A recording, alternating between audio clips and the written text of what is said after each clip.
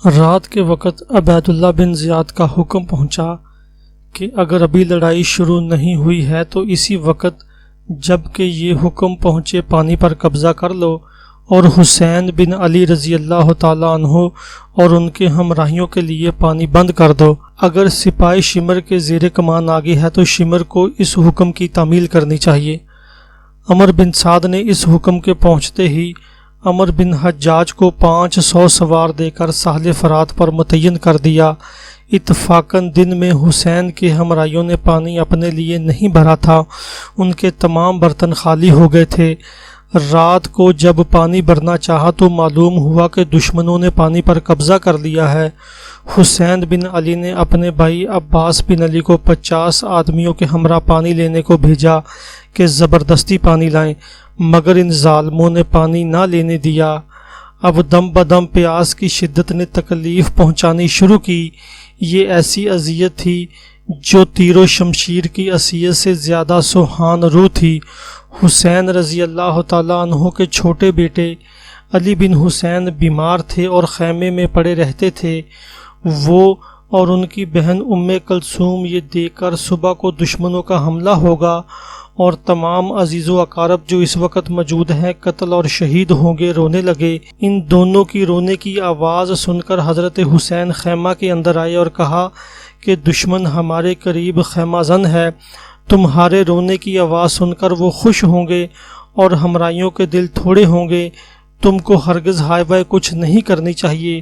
ان کو بمشکل خاموش کیا اور باہر آ کر فرمایا کہ واقعی بچوں اور عورتوں کے ہمراہ لانے میں ہم سے بڑی غلطی ہوئی ہے، ان کو ہرگز ہمراہ نہ لانا چاہیے تھا۔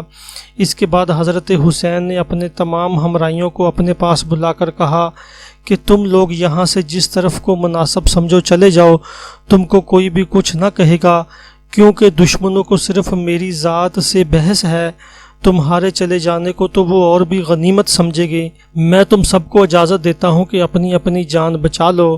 ہمراہیوں نے یہ سن کر کہا کہ ہم ہرگز آپ کا ساتھ نہیں چھوڑ سکتے، ہم سب آپ کے اوپر قربان ہو جائیں گے اور جب تک ہمارے دم میں دم ہے آپ کو آزار نہ پہنچنے دیں گے۔ اسی شب تھوڑی دیر کے بعد ایک شخص ترما بن عدی جو اس نواح میں آیا ہوا تھا حضرت حسین اور ابن سعد کے لشکروں کا حال سن کر حضرت حسین کے پاس آیا اور کہا کہ آپ تنہا میرے ساتھ چلیں، میں آپ کو ایک ایسے راستے سے لے چلوں گا کہ کسی کو مطلق اطلاع نہ ہو سکے گی، اور اپنے قبیلے بنی تیم میں لے جا کر 5000 آدمی اپنے قبیلے کی آپ کی خدمت میں پیش کروں گا، آپ ان 5000 سے جو چاہیں کام لیں۔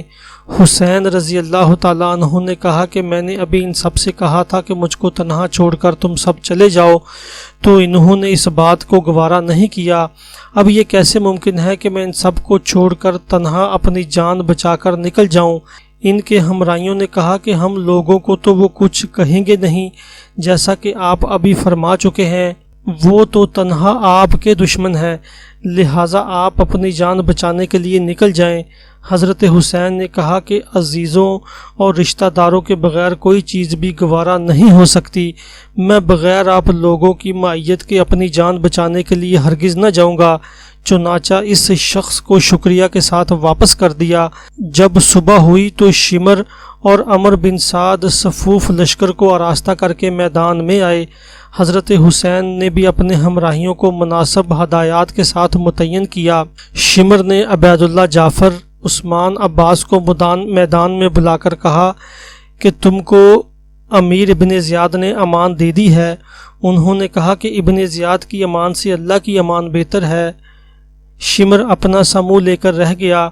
بعض روایات کے موافق آپ کے ہمراہ اس وقت جب کہ لڑائی کی صبح شروع ہوتی ہے 72 آدمی موجود تھے، بعض روایات کے موافق 140 اور بعض کے موافق 240 تھے۔ بہرحال اگر بڑی سے بڑی تعداد 240 بھی تسلیم کر لیں تو دشمنوں کی 1000 جرار فوج کے مقابلہ میں حسین کے ساتھی کوئی حقیقت نہ رکھتے تھے۔ حضرت حسین اپنے ہمراہیوں کو مناسب مقامات پر کھڑا کر کے اور ضروری وصیتیں فرما کر اونٹ پر سوار ہوئے اور کوفی لشکر کی صفوف کے سامنے تنہا گئے۔ ان لوگوں کو بلند آواز سے مخاطب کر کے ایک تقریر شروع کی اور فرمایا کہ اے کوفیو، میں خوب جانتا ہوں کہ یہ تقریر کوئی نتیجہ میرے لیے اس وقت پیدا نہ کرے گی اور تم کو جو کچھ کرنا ہے تم اس سے باز نہ آؤ گے، لیکن میں مناسب سمجھتا ہوں کہ اللہ تعالیٰ کی حجت تم پر پوری ہو جائے اور میرا عذر بھی ظاہر ہو جائے۔ ابھی اسی قدر الفاظ کہنے پائے تھے کہ آپ کے خیمے سے عورتوں اور بچوں کے رونے کی آوازیں بلند ہوئیں۔ ان آوازوں کو سننے سے آپ کو سخت ملال ہوا اور سلسلہ کلام کو روک کر لاحول پڑھ کر آپ نے کہا کہ عبداللہ بن عباس مجھ سے سچ کہتے تھے کہ عورتوں اور بچوں کا ہمراہ نہ لے جاؤ، مجھ سے غلطی ہوئی کہ میں نے ان کے مشورے پر عمل نہ کیا۔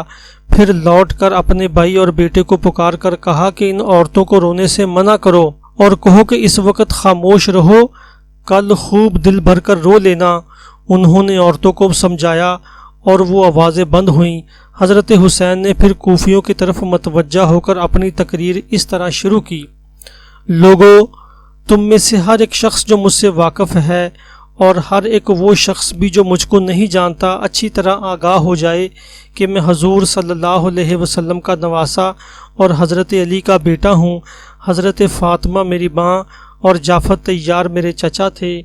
اس فخر بے نسبتی کے علاوہ مجھ کو یہ فخر بھی حاصل ہے کہ حضور صلی اللہ علیہ وسلم نے مجھ کو اور میرے بھائی حسن کو جوانان اہل جنت کا سردار بتایا ہے۔ اگر تم کو میری بات کا یقین نہ ہو تو ابھی بھی حضور صلی اللہ علیہ وسلم کے بہت سے صحابی زندہ ہیں، تم ان سے میری اس بات کی تصدیق کر سکتے ہو۔ میں نے کبھی وعدہ خلافی نہیں کی، میں نے کبھی نماز قضا نہیں کی اور میں نے کسی مومن کا قتل نہ کیا نہ آزار پہنچایا۔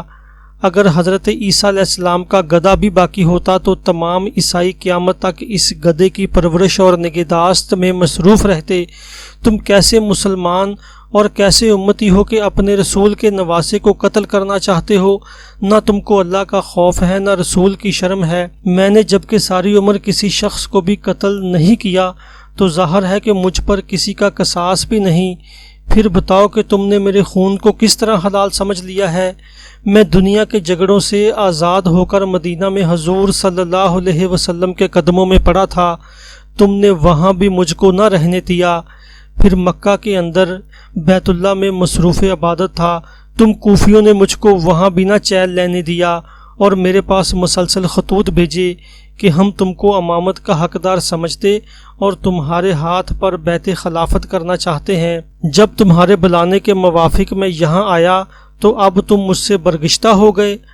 اب بھی اگر تم میری مدد کرو تو میں صرف یہ چاہتا ہوں کہ مجھ کو قتل نہ کرو اور آزاد چھوڑ دو، تاکہ میں مکہ یا مدینہ میں جا کر مصروف عبادت ہو جاؤں اور اللہ تعالیٰ خود اس جہان میں فیصلہ کر دے گا کہ کون حق پر تھا اور کون ظالم تھا۔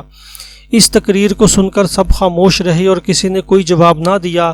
تھوڑی دیر انتظار کرنے کے بعد حضرت حسین نے فرمایا، اللہ کا شکر ہے میں نے تم پر حجت پوری کر دی اور تم کوئی عذر پیش نہیں کر سکتے۔ پھر آپ نے ایک ایک کا نام لے کر آواز دی، اے شبت بن ربی، اے حجاج بن الحسن، اے قیس بن اشعث، اے حر بن یزید تمیمی، اے فلاں فلاں، کیا تم نے مجھ کو خطوط نہیں لکھے تھے اور مجھ کو بااصرار یہاں نہیں بلوایا تھا، اور جب کہ میں آیا ہوں تو تم مجھ کو قتل کرنے پر آمادہ ہو؟ یہ سن کر ان سب لوگوں نے کہا کہ ہم نے آپ کو کوئی خط نہیں لکھا اور نہ آپ کو بلایا۔ حضرت حسین نے وہ خطوط نکالے اور الگ الگ پڑھ کر سنائے کہ یہ تمہارے خطوط ہیں۔ انہوں نے کہا کہ خواہ ہم نے یہ خطوط بھیجے یا نہیں بھیجے، مگر اب ہم علل اعلان آپ سے اپنی بیزاری کا اظہار کرتے ہیں۔ یہ سن کر حضرت حسین اونٹ سے اترے اور گھوڑے پر سوار ہو کر لڑائی کے لیے مستعد ہو گئے۔ کوئی لشکر سے اول ایک شخص میدان میں مقابلہ کرنے کی غرض سے نکلا، مگر اس کا گھوڑا ایسا بھدکا کہ وہ گھوڑے سے گرا اور گر کر مر گیا۔ اس کیفیت کو دیکھ کر حر بن یزید تمیمی اس انداز سے جیسے کوئی حملہ آور ہوتا ہے، اپنی ڈھال اپنے سامنے کر کے اور گھوڑا دوڑا کر حضرت حسین کے پاس آیا اور ڈھال پھینک دی۔ حضرت حسین نے پوچھا کہ تو کس لیے آیا ہے؟ اس نے کہا کہ میں وہ شخص ہوں جس نے آپ کو ہر طرف سے گھیر کر اور رو کر واپس نہ جانے دیا اور اس میدان میں قیام کرنے پر مجبور کیا۔ میں اپنی اس خطا کی تلافی میں اب آپ کی طرف سے کوفیوں کا مقابلہ کروں گا، آپ میرے لیے مغفرت کی دعا کریں۔ حضرت حسین نے اس کو دعا دی اور بہت خوش ہوئے۔ شمر نے عمر بن سعد سے کہا کہ اب دیر کیوں کر رہے ہو؟ عمر بن سعد نے فوراً ایک تیر کمان جوڑ کر حسین کے لشکر کی طرف پھینکا اور کہا کہ تم گواہ رہنا کہ سب سے پہلا تیر میں نے چلایا ہے۔ اس کے بعد کوفیوں کے لشکر سے 2 آدمی نکلے۔ حضرت حسین کی طرف سے ایک بہادر نے مقابلہ پر جا کر دونوں کو قتل کر دیا۔ پھر اسی طرح لڑائی کا سلسلہ جاری ہوا، دیر تک مبازرہ کی لڑائی ہوتی رہی اور اس میں کوفیوں کے آدمی زیادہ مارے گئے۔ پھر اس کے بعد حضرت حسین کی طرف سے ایک آدمی نے کوفیوں کی صفوں پر حملہ کرنا شروع کیا۔ اس طرح بہت سے کوفیوں کا نقصان ہوا۔ حضرت حسین کے ہمراہیوں نے آل ابی طالب کو اس وقت تک میدان میں نہ نکلنے دیا جب تک کہ وہ ایک کر کے سب نہ مارے گئے۔ آخر میں مسلم بن عقیل کے بیٹوں نے آل علی پر سبقت کی۔ ان کے بعد حضرت حسین کے بیٹے علی اکبر نے دشمنوں پر رستمانہ حملے کیے اور بہت سے دشمنوں کو ہلاک کرنے کے بعد خود بھی شہید ہو گئے۔ ان کے قتل ہونے کے بعد حضرت حسین سے ضبط نہ ہو سکا اور آپ رونے لگے۔ پھر آپ کے بھائی عبداللہ و محمد و جعفر و عثمان نے دشمنوں پر حملہ کیا اور بہت سے دشمنوں کو مار کر خود بھی ایک ہی جگہ ڈھیر ہو گئے۔ آخر میں حسین کے ایک نوعمر بیٹے محمد قاسم نے حملہ کیا اور وہ بھی مارے گئے۔ غرض کہ حسین کے لیے کربلا میں اپنی شہادت اور دوسری تمام مصیبتوں سے بڑھ کر مصیبت یہ تھی کہ انہوں نے اپنی آنکھوں سے اپنے بھائیوں اور بیٹوں کو شہید ہوتے ہوئے اور اپنی بیٹیوں اور بہنوں کو ان روح فرساز نظاروں کا تماشا دیکھتے ہوئے دیکھا۔ حسین کے ہمراہیوں اور خاندان والوں نے ایک طرف اپنی بہادری کے نمونے دکھائے تو دوسری طرف وفاداری و جانثاری کی بھی انتہائی مثالیں پیش کر دیں۔ نہ کسی شخص نے کمزوری و بزدلی دکھائی، نہ بے وفائی و تن آسانی کا الزام اپنے اوپر لیا۔ حضرت حسین سب سے آخر تنہا رہ گئے۔ خیموں میں عورتوں کے سوا صرف علی بوسط معروف زین العابدین جو بیمار اور چھوٹے بچے تھے باقی رہ گئے۔ عبید اللہ بن زیاد ظالم نے یہ حکم بھی بھیج دیا تھا کہ حسین کا سر مبارک کاٹ کر ان کی لاش گھوڑوں سے پامال کرائی جائے کہ ہر ایک عضو ٹوٹ جائے۔